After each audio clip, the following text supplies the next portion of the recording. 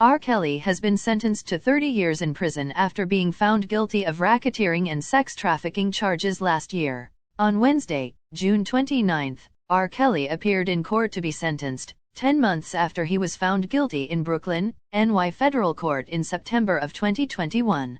Judge Ann M. Donnelly sentenced Kelly to serve 30 years in prison, according to the New York Times.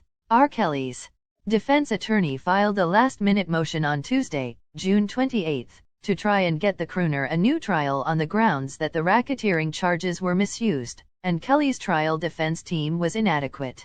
His attorney also requested a lighter sentence based on factors that included the singer being molested as a child.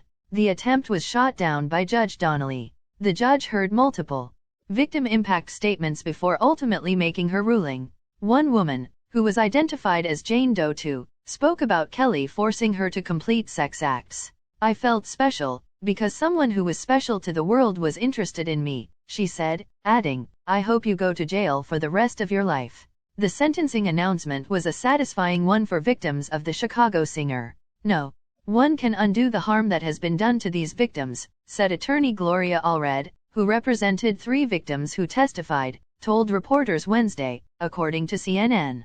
"But at least it's time for Mr. Kelly to be accountable." The disgraced 55-year-old singer was arrested back in 2019 and accused of heading an organization where he recruited underage girls and women and objected them to sex crimes. He was charged with bribery, kidnapping, forced labor, sexual exploitation of a child, sexual trafficking across state lines and racketeering involving 6 victims. The jury was even show evidence that Kelly married then 15-year-old Aaliyah.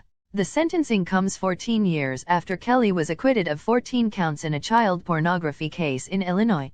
Kelly also faces sex-related charges in his home state of Illinois and Minnesota. R. Kelly has been having issues in prison already. In 2020, he was assaulted by a fellow inmate who reportedly said the government made him do it. Last year, he was reportedly placed on suicide watch following the verdict of his case. In February, he reportedly contracted COVID-19.